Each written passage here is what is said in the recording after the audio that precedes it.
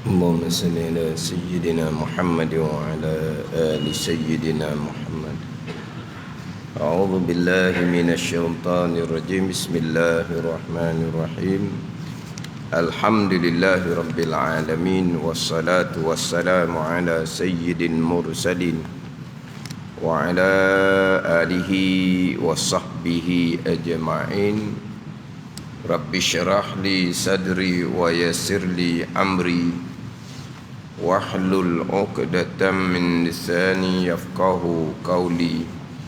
سبحانك لا علم لنا إلا ما علمتنا إنك أنت العليم الحكيم. ولا حول ولا قوة إلا بالله العلي العظيم. Kitab Penawar Bagi Hati, muka surat 46, baris yang kelima daripada atas. Baris yang kelima daripada atas. Qala al-muallifu rahimahullahu ta'ala wa nafa'ana bi'ulumihi amin. Ketahui olehmu bahawasanya makna kikir itu, makna bakhil itu menegah, menegah barang yang mewajib akan dia akan barang oleh syarak. Itu bakhil, itu kikir, kedekut. Menegah daripada memberilah, daripada mengeluarkan. Menegah barang yang mewajib akan dia akan barang oleh syarak, oleh undang-undang agama. Undang-undang agama mewajibkan keluar zakat. Tiba-tiba tidak mengeluarkan zakat, itu dipanggil makna kikir, kedeku. Makna kikir, kedeku yang dicela pada syarak adalah menegah barang yang mewajib akan dia akan barang oleh syarak atau maru'ah. Atau maru'ah. Maru'ah ni panggil apa? Image. Tak? Maru'ah ni image ataupun apa ni, dia dalam kitab kadang-kadang maru'ah ni kemaluan, pada kemaluan, apa ni, air muka gitulah tak? Memang dalam kitab dia biasa sebut dengan kemaluan.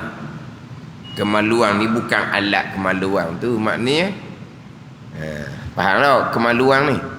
Maknanya kemukaan ke, yang mana syarak mewajibkan kita memelihara maru'ah. Syarak mewajibkan kita memelihara maru'ah, yang mana kita menjatuhkan maru'ah sendiri hukumnya haram. Sama telah pula kita menjatuhkan maru'ah orang lain, lagilah dilarang. Walaupun kita menjatuhkan maru'ah kita tu bukan perkara yang kita lakukan tu perkara yang diharamkan pada syarak sekalipun. Sebab maru'ah ni, panggil apa ni, image ni, terkadang seseorang ada image yang lebih. Seseorang ada imej yang lebih, imej agama lah terutama sekali, yang mana terkadang imej itu kalaulah jatuh, bukan hanya jatuh imej diri, terkadang jatuh juga imej agama tu. Mana ni, dia kadang-kadang orang ni orang biasa, imej dia biasa. Kalau orang yang imej tinggi dalam agama, orang yang berilmu, orang yang ada kedudukan dalam agama, Di imej dia berbeza nak banding dengan orang biasa. Maka orang yang ada imej dalam agama ni, dia kena jaga dia punya imej dia, dari segi berpakaian, dari segi kelakuan, dia kena jaga belaka. Bukan pakaian yang menutupi aurah tu wajib awal-awal lagi dah, tu pakaian yang menutupi aurah. Hak tu hak tetap dah. Mana walaupun pakaian tu menutupi aurah, tapi dengan imej orang yang ada kedudukan dalam agama ni, berpakaian yang tidak sesuai dengan imej. Contoh ginilah, itu cerita imej orang beragama. Kita orang tua yang selalu duduk dengar, selalu duduk di masjid. Kita pula ayah haji. Imej dia tak sama dengan orang tua biasa-biasa ke sama? Kita orang tua yang melazimi masjid, berjemaah di masjid, melazimi kuliah agama di masjid. Ayah haji pula kita orang tua ni, imej kita tak akan sama dengan imej orang tua-tua lain. Jadi kita sebagai ayah haji yang ada imej dalam agama ni, kena berpakaian, berkelakuan yang mana kena jaga imej. Nak jaga imej ni lah, wajib kena berpakaian, berkelakuan yang seumpama, dia panggil yang seumpama, yang selayaknya. Ni wajib ni. Ada ni. Sebab di antara syarat orang adil, di antara syarat orang adil adalah orang yang berkeadaan yang seumpama, duduk dengan imej yang sepadan dengan dia. Kalau dia berkelakuan yang tidak seumpama, jatuh imej dia, maka dia bukan lagi orang adil. Nak terima sebagai saksi tak boleh dah. Pada ni kan syarat menjadi saksi ni kena orang adil, bersifat dengan adalah. Syarat adilnya Islam, balik apa semua ni, di antara syaratnya berkelakuan yang seumpama dengan imej masing-masing. Ada ni. Dia tak boleh buat lebih kurang dalam bab imej ni. Orang beragama tak adalah orang ada kedudukan dalam agama, ustaznya dianya, tok imamnya dianya, kena ada imej dia. Kalau kita berpakaian yang siapa tu? Itulah tok imam. Tok imam dah pakai pasal tu. Buat apa? Dia pakai luar pendek ke? Dah tutup aurah. Hak tutup aurah tu tetap dah, tapi sesuai dah kita sebagai seorang ustaz, seorang tok imam berpakaian seumpama tu. Tak sesuai, menjatuhkan maruah, haram. Kita tak boleh jadi saksi dah. Tak panggil orang yang bersifat dengan adil. Ini maruah. Penting tu kena jaga maruah. Ada ni. Walaupun yang kita buat tu bukan perkara yang haram pada syarak, tetapi tak sesuai dengan maruah imej kita. Yang mana wajib jaga imej, wajib pelihara maruah, menjatuhkan maruah hukumnya haram. Jadi sekarang ni menegah barang yang wajib akan dia oleh syarak atau maruah. Mana contohnya? Yang pertama seperti zakat dan nafkah isteri. Yang pertama ni barang yang mewajib akan dia oleh syarak. Barang yang mewajib akan dia oleh syarak. Hak yang pertamanya seperti zakat dan nafkah isteri. Tiba-tiba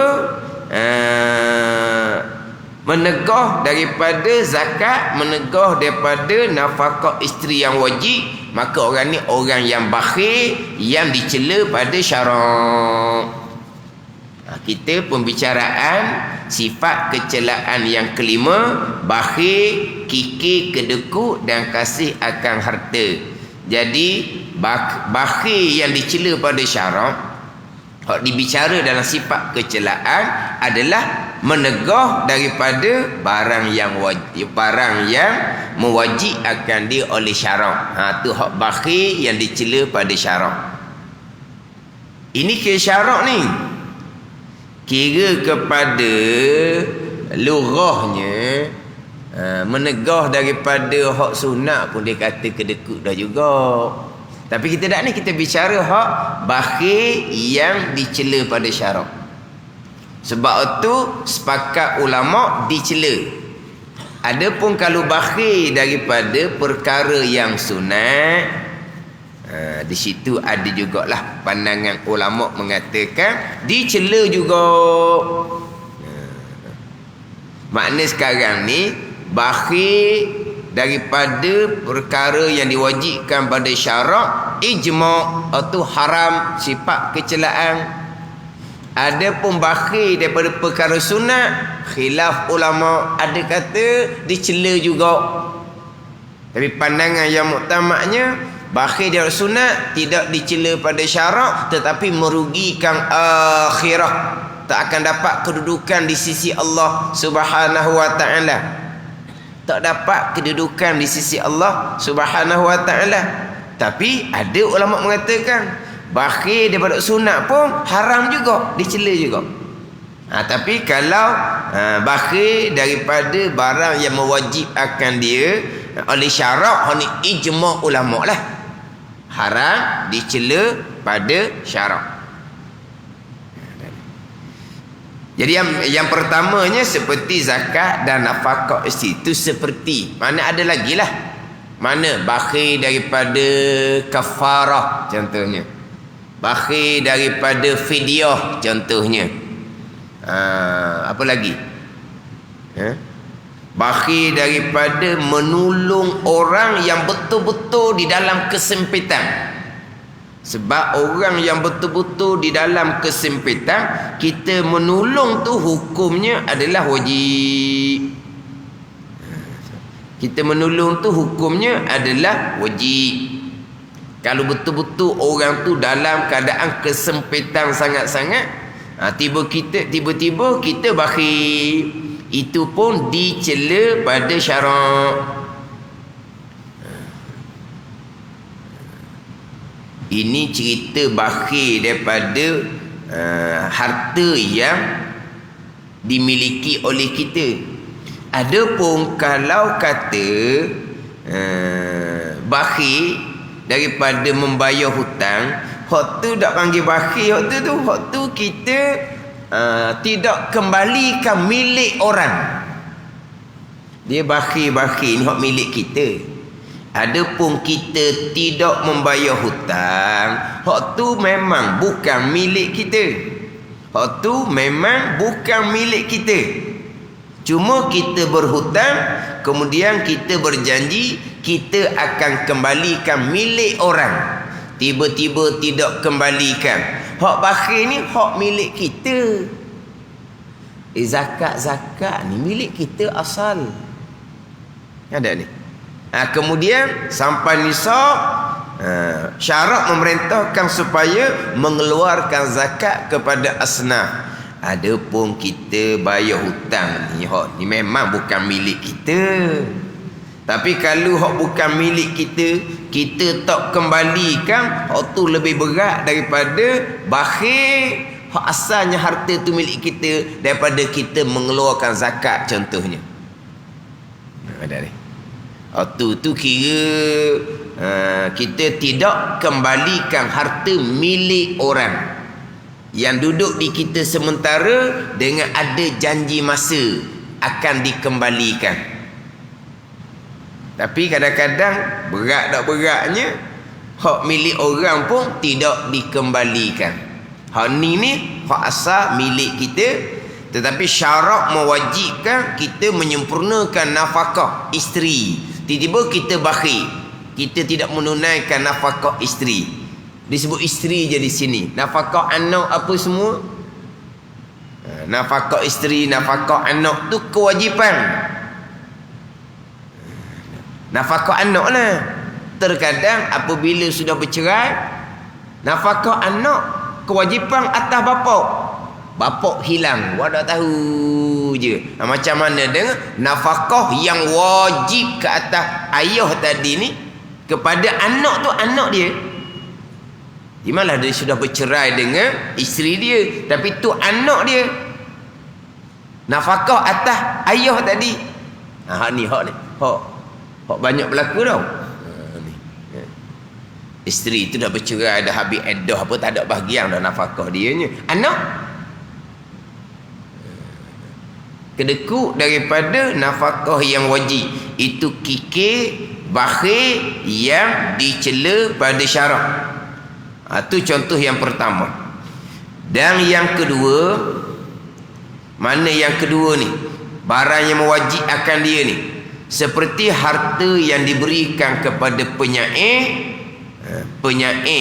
dia tu kurungan syair, tukang lagu lah, kerana menegah cercanya. Maknanya dia kalau dak uwi kepada penyair ni akan memburuk-burukkan dia, maka dia pun berilah bagaimana sebagai sagu hati supaya dia tidak memburuk-burukkan maruah kita, maka kita kena beri tu. Jangan bakhil daripada seumpama tu. Sebab apa? Kita wajib pelihara kita punya maruah. Jadi macam bayar sini dah. Bagi sagu hatilah ke dia. Jangan dia dia syair masa Nabi SAW ni ialah tukang lagu. Penyair yang membela Nabi SAW. Ada penyair yang hija dia nak menjatuhkan Nabi SAW. Kalau penyair di kalangan sahabatnya, Sayyidina Ali karamallahu wajhah, Hasan bin Sabit radhiyallahu anhu, Abdullah bin Rawahah radhiyallahu anhu. Itu dia antara tukang penyair tu yang nak mengangkatkan Nabi SAW. Di masa dululah penyair tu penting. Masa kita sekarang ni hak tukang tulis FB ya apa? Hak tukang angkat orang, hak tukang jatuhkan maruah orang dah gitu. Syair-syair tak main dah. FB ya dah. FB lah yang berperanan mengangkat seseorang. Ya dak ya pun dak kira. FB lah yang menjatuhkan seseorang. Perkara tu sebenar ke tak pun tak tahu lagi. Terkadang terangkatlah nama seseorang kerana FB lah, tapi seseorang tu tak sebenar pun. Terkadang kerana FB juga jatuh maruah seseorang, padahal seseorang tu tak ada salah pun. Bukan lagi sekarang ni lah. Di sabab peringkat kita kena keluar harta untuk supaya penyair tadi tu tidak menjatuhkan maruah kita. Itu pun di antara barang yang diwajibkan. Kena jaga maruah kita, jangan kedekut. Maka mereka yang tiada memberi akan isterinya akan sesuap makanan yang lebih daripada nafkah yang wajib, tiada dinamakan ia kikir, dan pangkat pemurah itu memberi barang yang lebih atas yang wajib pada syarak dan pada maruah. Maka mereka yang tiada memberi akan isterinya akan sesuap makanan yang lebih daripada nafkah yang wajib, tiada dinamakan ia mereka tadi ni kikir. Makna apa sini? Dia nafkah isteri ni cukup-cukup je. Tak ada lebih dah. Kalau kita bicara bab tajuk nafkah dalam pembicaraan robok munakahat, tak ada tajuk nafkah, tak banyak mana nafkah sebenarnya. Pada ni hak di kita ni lebih dah hak tu pemurah sangat dah. Dia orang lelaki ni tak tahu sebenarnya hak kewajipan nafkah tu setakat mana aja. Ada ni kewajipan nafkah tu setakat mana saja hak menjadi kewajipan. Orang perang pun tak tahu sebenarnya setakat mana sebenarnya yang suami wajib wi ke dia. Dia ingat ke suami wi ke dia belaka, dia tukar pegang, jadi harta benda dianya. Dah ada ni. Cuma cerita bab nafkah qada wajib ni kita kena faham realiti pula. Realitinya macam mana? Realitinya isteri duduk saja. Orang apa? Goyang kaki, orang duduk saja, orang apa? Hanya bersiap untuk menanti suami saja. Anak urusan suami. Tukang cari anak, suami cari pembantu rumah. Isteri tak sentuh. Goyang kaki, mempersiapkan dirilah, jaga body tu je. Tak ada dah. Nafkahnya koda-koda saja. Ni isteri segala-gala. Kira-kira kat mana tu? Hak ni kiranya hak asal. Hak asal. Hak mana? Isteri memang duduk saja. Sebab rumah tangga kewajipan suami. Bagaimana? Kita sudah ditolak ansur. Isteri ambil tugas suami, suami pula beri nafkah yang lebih. Gitulah. Faham tak ni? Sebab itulah sekarang walaupun isteri tidak bekerja, dia ada harta sepencarian. Faham tak? Harta sepencarian. Kematian suami sebelum diparaikkan sepencarian dahulu kepada isteri. Kemudian barulah bagi pusaka, isteri pula ada bahagian pula. Tapi asalnya harta sepencarian ni, kalau zaman dulu lah, kalau pergi cedung, sekelaminnya cedung, tu ada harta sepencarian. Cedung apa kata? Sawah padi tu lah cedung. Kalau kata ginore, sekelamin lah ginore. Ada ni. Sungguh orang dulu kadang-kadang kuat hak isteri daripada suami buat kerja. Mana apa ni? Ni membanting tulang apa panggil? Membanting tulang tau. Mana sama-sama laki bini sama naik. Sama naik. Ada harta sepencarian. Tiba-tiba yang cari nafkah hanya suami. Kenapa ada timbul sekarang harta sepencarian? Sebab sama-sama kerja. Kerja suami di rumah, isteri yang ambil alih untuk menyenangkan suami cari nafkah di luar. Jadi kira sama-sama kerja. Jadi suami boleh buat kerja di luar, dapat pendapatan, itu dibantu oleh isteri yang buat kerja suami ketika di rumah. Itu timbul harta sepencarian.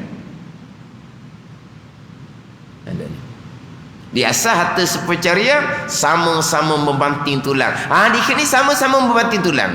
Cuma suami di luar, isteri mengambil tugas kerja suami di rumah. Hak tak ada harta sepencarian, suami isteri ni goyang kaki saja, tak sentuh apa pun. Maka nafkahnya qada sedikit sahaja. Makan ada qada-qada dia lah. Makan pakaian setahun selah dua lah, qada tu je. Qada tu sahaja.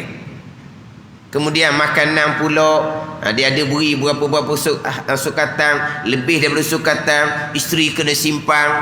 Sebab nanti kalau isteri sakit, kena pakai hak lebihan daripada makanan tu. Kalau isteri beranak pun kena guna duit hak lebihan daripada hak nafkah makanan tu. Hak dalam kitab. Hak mana? Isteri yang hanya goyang kaki saja. Adapun isteri sekarang kerja kadang-kadang lebih berat daripada suami lagi. Yang mana? Isteri ni sama-sama keluar kerja, balik buat kerja di rumah pula, suaminya netang je. Ada gitu. Kan gitu kan? Bukan sekarang ni keluar kerja dua-dua. Balik rumah, kerja rumah seorang je. Seorang tu berehat. Kan? Kira-kira isteri lah hak lebih banyak kerja sekarang. Kalaulah kata isteri yang tak kerja luar pun, pagi-pagi dia bangun dah. Orang lain tidur belaka, dia kokah di dapur. Tak boleh nak tidur pun laginya. Tengok. Sini lainlah kiraan. Tu timbul harta pencarian. Lepas tu bab pendapatannya macam mana. Asalnya balik dalam kitab fiqh. Nafkah isterinya kodo-kodo je. Isteri hak mana? Hak tak kerja buat pun. Hak asal. Jadi hak asal lah ni. Maknanya suami ni dia tak beri kepada isteri dia sesuatu makanan yang lebih daripada nafkah yang wajib. Tiada dinamakan. Ya, kikir nak kikir dah tu. Sebab apa? Hak qada wajib diberi, tapi qada wajib sungguh-sungguh. Tak lebih sikit habuk pun. Tidak dinamakan ia kikir. Tak kedekut dah tu.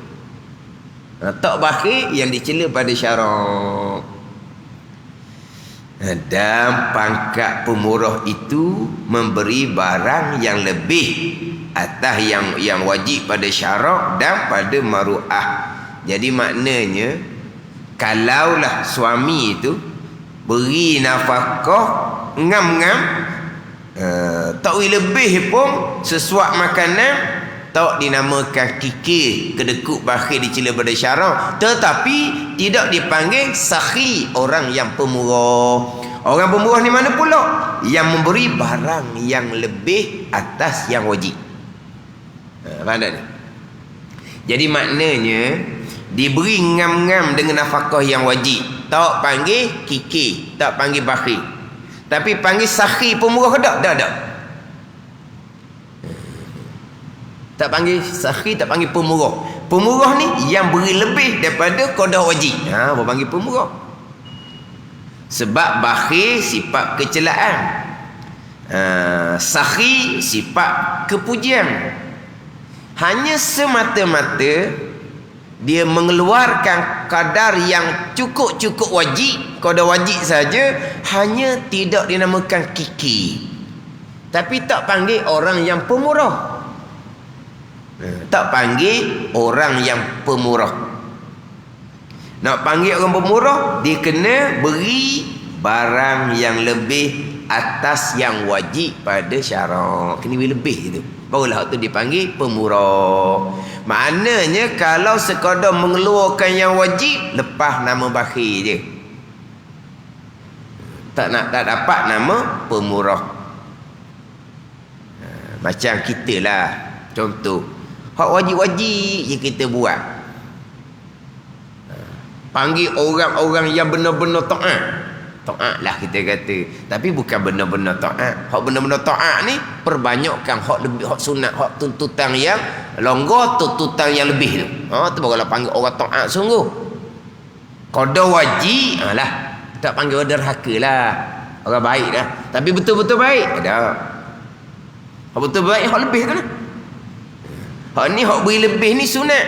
Nak panggil pemurah, hak sunat ni lah.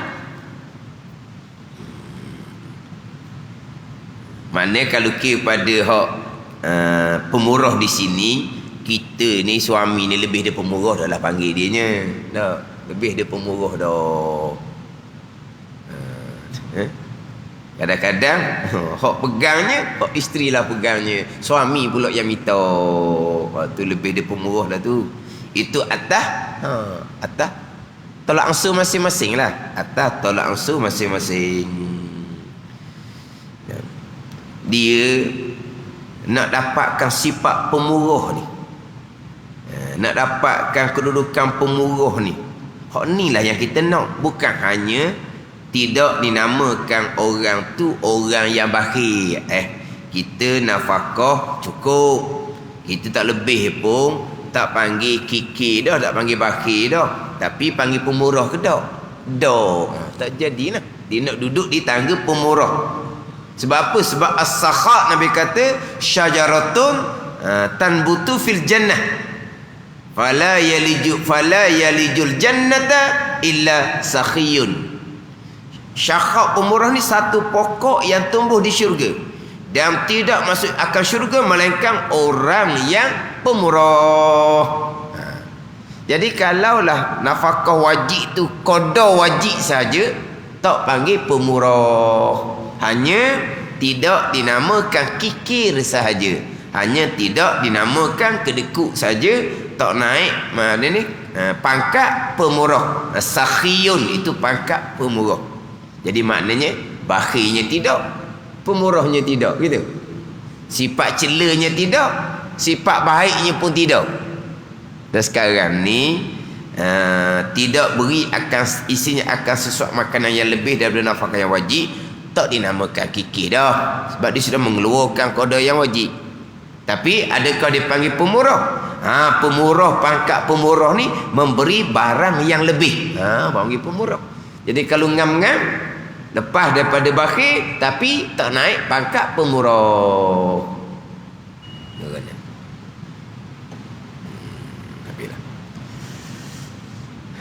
Dan bahawasanya itu bicara makna kikir. Dan bahawasanya ni atau pada kata ketahui olehmu, bahawasanya makna kikir. Dan bahawasanya obat bagi kikir itu untuk menghilangkan penyakit kikir, penyakit kedekut ni, dicampur pengetahuan, ilmu dan pekerjaan, iaitu amal. Jadi dalam kitab Penawar Bagi Hati ni, selepas bicara sifat-sifat kecelaan, cerita pula punca bagi tiap-tiap sifat kecelaan, kemudian dia akan datangkan pula macam mana untuk menghilangkan sifat kecelaan. Ada gitu kaedah dalam kitab ni. Macam mana obat untuk menghilangkan sifat kecelaan yang dicela pada sifat kikir yang dicela pada syarak. Dan bahawasanya obat bagi kikir itu, obat bagi kikir ni obat bagi menghilangkan lah, bukan obat nak jadi kedekut, bukan. Macam kita gitulah, obat demam. Obat demam ke obat nak menghilangkan demam? Obat demam, maka obat ni demam lah, gitu. Dah obat demam. Obat demam mana obat untuk jadi demam? Ke mana? Obat demam, obat nak suruh jadi demam. Dah obat demam, obat untuk menghilangkan demam. Obat bagi kikir ni obat bagi menghilangkan kikir. Bukan obat nak jadi kikir, bukan. Dan bahawasanya obat bagi kikir itu ni bagi menghilangkan kikir itu dicampur pengetahuan, ilmu dan pekerjaan amal. Dua, ilmu dan amal. Campur dua ni lah untuk menghilangkan penyakit kikir kedekut yang dicela pada syarak. Adapun pengetahuan, cerita ilmu dahulu. Adapun pengetahuan, maka bahawa mengetahui engkau mengetahui ni dengan yakin akan seksa pada hari akhirat bagi orang yang kikir dan dicela manusia di dalam dunia. Mana orang yang kikir yang dicela pada syarak, menegah daripada barang yang mewajibkan dia oleh syarak, hak ni seksa pada negeri akhirat. Ni seksaan di negeri akhirat. Hak dalam ayat bal ni sayutawwakuna ma bakhilu bihi yaumil qiyamah. Sayutawwakuna ma bakhilu bihi yaumil qiyamah, yang akan apa ni? Yang akan yang akan dibelenggu. Mereka itu akan barang yang bakhil mereka itu dengan barang pada hari kiamat. Ni hak sesaan pada hari kiamat, di hari akhirat bagi orang yang bakhil, kikir, kedekut yang dicela pada syarak. Hak kewajipan ni. Jadi ilmunya mengetahui engkau akan seksa pada negeri akhirat kepada orang yang bakhil, orang yang kedekut, dan dicela manusia di dalam dunia. Sebab bakhil ni dicela oleh manusia di dalam dunia. Sebab orang yang bakhil terdahulu kan Didatang dah hadis yang terdahulunya, orang yang sakhi qaribun minallah, qaribun minan nas, qaribun minal jannah, ba'idun minan nar. Wal bakhilu ba'idun minallah, ba'idun minan nas, ba'idun minal jannah, qaribun minan nar. Orang yang pemurah hampir daripada Allah, hampir dengan manusia, hampir dengan syurga, jauh daripada neraka. Orang pemurah mana ni? Hak lebih daripada hak qada wajib. Orang pemurah mana ni? Sedekah yang disunatkan. Orang yang banyak infak pada jalan agama. Hak ni hampir dengan syurga, jauh dari neraka. Sebaliknya, orang bakhil ba'idun minallah, jauh daripada Allah. Ba'idun minan nas, jauh daripada manusia. Manusia pun tak suka, manusia pun cela. Ba'idun minal jannah, jauh daripada syurga. Qaribun minan nar, hampir dengan neraka. Wal jahilu sakhiyu ahabbu ilallah min abidin bakhilin. Dan orang yang jahil, yang pemurah, lebih dikasihi oleh Allah daripada orang yang kuat ibadah tapi bakhil. Bicara hadis terdahulu. Dia orang bakhil ni akhirah kena seksa, dunia dicela oleh manusia. Dan mengetahui engkau akan bahawasanya harta itu tiada bersama-sama dengan dikau ke dalam kubur, dan hanya senya yang menyertai akan dikau ke dalam kubur engkau itu segala amal engkau yang baik dan yang jahat. Mana amal yang baik seperti bersedekah, mana amal yang jahat dan kikir. Amal yang baik, banyak sedekah, akan bersama engkau di dalam kubur. Adapun amal yang jahat, kikir, bersama dengan engkau dalam kubur. Adapun harta tidak bersama dengan engkau ke dalam kubur. Kan dalam hadis, kan kita masyhur hadis tu, yatba'ul mayyita salas. Apa ni? Mengikuti akan mayat 3. Mana 3-nya? Ahluhu wa maluhu wa amaluh. Keluarga ikut ke kubur, harta dan juga amal. Summa yarji'u isnani. Kemudian kembali 2. Mana 2-nya? Ahluhu wa maluhu. Keluarga balik, harta balik, lepas tu wa yabqa wahidun, kekal satu je. Mana? Amaluhu, amal kekal dalam kubur. Harta tak turut kita.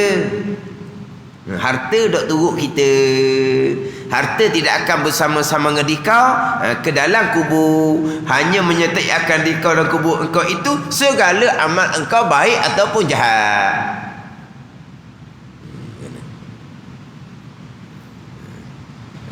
Kalau boleh, harta pun nak masuk dalam kubur juga.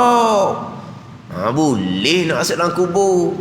Duit boleh nak masuk dalam kubur. Tapi duit hak bakar tu lah, duit palsu tu.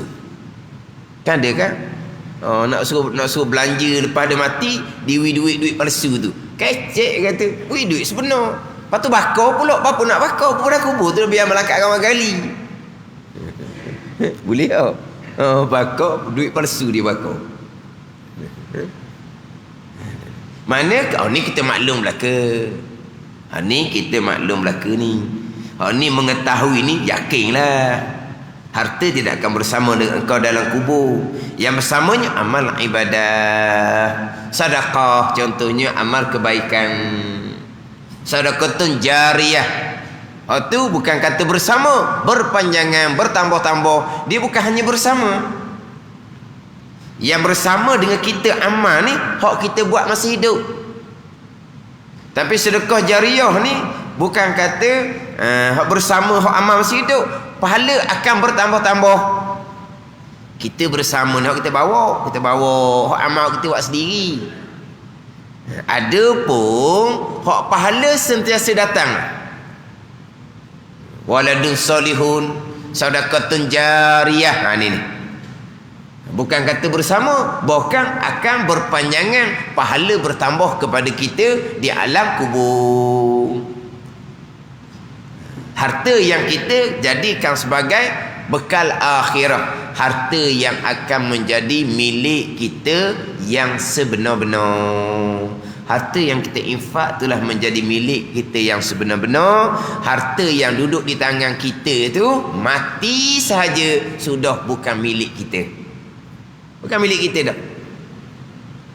Nak ambil daripada harta kita untuk pengurusan jenazah kita, ada hak dia. Tak boleh lebih-lebih.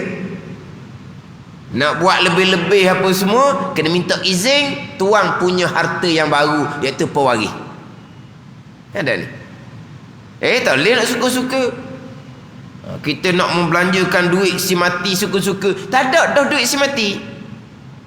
Hanya qada untuk pengurusan jenazah. Nak berlebih-lebihan tak boleh, sebab bukan milik si mati dah. Si mati dah atas rumah lagi tu, bukan milik si mati dah. Bahkan disunatkan segera keluarkan si mati daripada rumah untuk hantar ke kubur. Sunat segera. Jangan tangguh-tangguh. Sunat segera. Mati je, cari orang mandi, cari tukang kapal, cari gali kubur, selalu dah. Hak tu hak kewajipan kitanya, hak tanggungjawab kita. Dah sudah mikirlah hak nusapa pukul berapa, hak jauh nusapa pukul berapa. Tak ada dah bahagian tu. Kita akan utamakan bahagian jenazah. Tak ada dah bahagian hak jauh-jauh tu. Atau atas nasib sempat ke tak sempat. Sebab apa kata segera keluar daripada rumah tu, segera ke kubur. Kalaulah si mati ni orang bahagia, nak segera hantar kepada Raudhatun min Riyadil Jannah, kebun syurga. Segera. Jangan tangguh. Kalaulah si mati ni orang celaka, nak segerakan keluar dari rumah kita ni orang celaka. Bila pergi ke kubur, jadi hufratun min hufarinar, lubang dari lubang neraka. Gitu. Manapun sunat segera. Bahagia kerana nak pergi tempat dia. Celaka kerana nak pergi cepat dia keluar daripada rumah ni. Bukan milik dia dah ni. Keluar orang celaka segera daripada rumah tu. Mana bukan milik dia dah, bukan harta dia dah. Mana harta milik yang sebenar, hak disimpan untuk lepas dia mati. Bukan simpan dalam bank tu, simpan untuk lepas dia mati. Itulah simpanan yang sebenar. Hak simpan dalam bank tu tak ada dah lah tu. Ada ni. Tak ada dah bagi yang tu. Hak orang belaka dah. Hak ni hak biasa Tugu saya buat ceramah dah. Tugu sebut semua. Kita ni kadang-kadang punyalah siang malam suku sembang. Suku sembang. Kita sebut macam mana? Suku sembang tau. Suku sembang ni. Perlu tak pernah kering di tubuh kita ni. Tak sempat pun nak menempati kehidupan dengan harta yang banyak yang kita cari siang malam tu, mati. Akhirnya harta yang dapat daripada suku sembang kita tu, penat lelah kita tu, akhirnya dinikmati oleh dinikmati oleh ayah tiri anak, dia kata. Ayat itu saya biasa sebut. Kita punyalah cari harta, nak banyak harta, nak senang hidup ni, tapi kita dia pun tak sempat nak menikmati harta. Mati kitanya, akhirnya harta tu dinikmati oleh ayah tiri anak. Kena ayah tiri anak? Kena ada ayah tiri anak tau. Isteri kita pun berkahwin dengan lelaki lain. Lelaki tu pula lah yang akan berselelainan dengan harta yang tukang cari tu. Tak ada nak menikmati pun. Duduk dalam kubur, bekal pun tak ada. Hati yang ditinggalkan boleh kepada ayah tiri anak. Ke mana? Lepas tu kita nak infak semua. Kalau ada dalam simpanan kita sekalipun, kita letak niat molek. Anak-anak kita didikan agama molek, hak kita simpan ni untuk kemudahan anak-anak, biar dia buat amal ibadah mudah. Hak tu. Tapi nak letak niat kita tu payahlah kita simpan ni untuk diri kita. Kita nak tengok, nak bilang, nak tengok. Bila ni tak ada buku bank dah pun tau. Nak tengok macam mana ni? Ni ada tu hak ni. Hak dalam internet tu ada kan? Kan dulu kan dia buka buku bank. Orang zaman dulu buka peti, yang buka peti tengok banyak. Kemudian orang tengok buku. Sekarang ni buku tak ada dah. Tahu? Tak ada buku kan, dakwi dah buku. Mai dakwi dah. Saya boleh bagi buku. Saya pergi di bank, dia bagi buku saya. Dia kira orang tua orang kali. Orang tua bagi buku lah. Dah kita nak buku semacam. Dia kata kena ni internet banking tu. Allah kata payah tu nak buku. Mana apa? Tengok buku-buku. Banyak. Gitu je lah.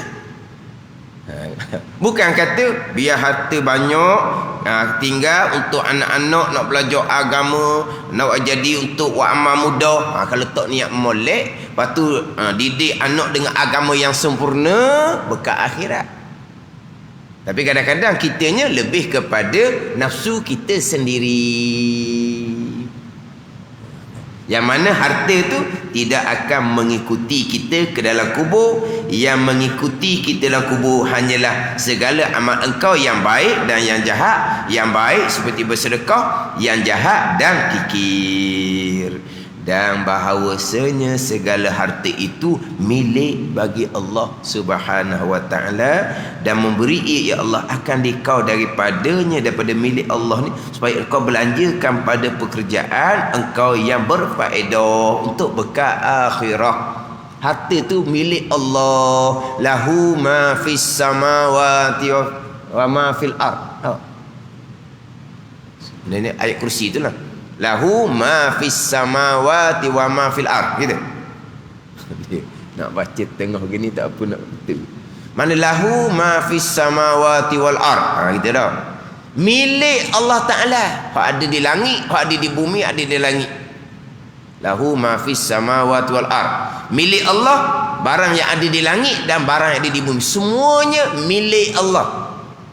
Cuma Allah letak di kita jadi milik sementara bagi kita, supaya kita gunakan harta tadi untuk bekal akhirah kita, bukan milik kita yang sebenar. Sebab itulah Allah Ta'ala perintah infak, bukan infak daripada milik kita. Allah Ta'ala perintah wa anfiqu mimma razaqnakum.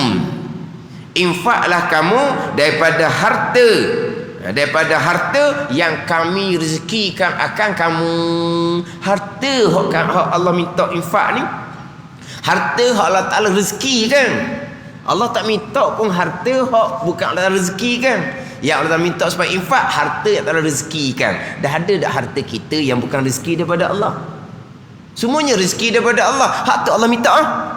Hak tu Allah perintah supaya infak akan harta yang kami rezekikan akan kamu. Sebab apa? Harta yang Allah perintah infak, harta milik Allah Subhanahu wa ta'ala. Allah berizeki sebagai milik sementara kepada kita, untuk supaya kita gunakan pada pekerjaan yang berfaedah untuk bekal hari akhirah. Ini di antara ilmu untuk mengobat penyakit kikir kedekut yang ada pada diri kita. Wallahu a'lam. Bismillahirrahmanirrahim. Alhamdulillahirabbil alamin. Wassalatu wassalamu ala sayyidil mursalin wa ala alihi wa sahbihi ajma'in. Allahumma iftah alaina futuhal arifin.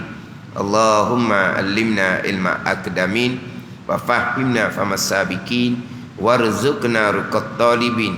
Allahumma zidna ilman wa alhiqna bis salihin. Wa sallallahu ala sayyidina Muhammadin wa ala alihi wa sahbihi wa sallam. Walhamdulillahi rabbil alamin.